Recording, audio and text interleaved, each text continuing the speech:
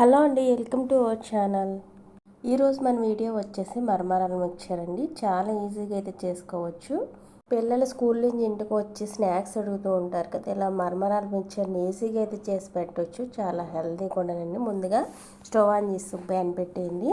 దానిలోకి 2 స్పూన్ల వరకు ఆయిల్ అయితే పోసుకోవాలి. మీరు మరమరాలు తీసుకునే క్వాంటిటీని బట్టి ఆయిల్ అయితే అడ్జస్ట్ చేసుకోండి. అలాగే ఈ ఆయిల్ కొద్దిగా హీట్ అయిన తర్వాత ఇందులోకి ఒక పావు కప్పు వరకు పల్లీలు అయితే వేస్తున్నాను. పల్లీలు అనేవి అంత ఇంత క్వాంటిటీ అయితే లేదండి, మన ఇష్టాన్ని బట్టి అయితే వేసుకోవచ్చు. అలాగే 4 నుంచి 5 వరకు ఎల్లుల్లి రెబ్బలు అయితే వేసుకోవాలి. ఇవి కొద్దిసేపు ఫ్రై అయిన తర్వాత ఇందులోకి 2-3 ఎండుమిర్చిని అయితే తుంచేసుకోండి. నెక్స్ట్ వచ్చేసి కొద్దిగా కరివేపాకు వేసుకోండి. ఇందులోకి ఈ ఎండుమిర్చి కరివేపాకును కూడా ఫ్రై అవ్వాలి.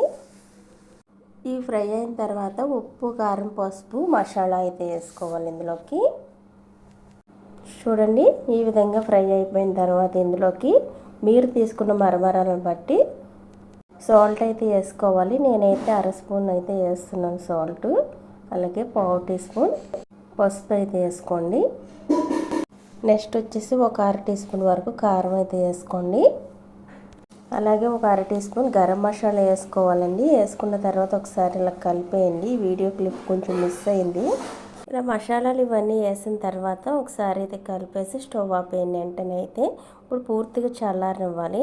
చూడండి, పూర్తిగా చల్లారిన తర్వాత మరమరాలు వేసుకుని కలిపేసుకోవడమే.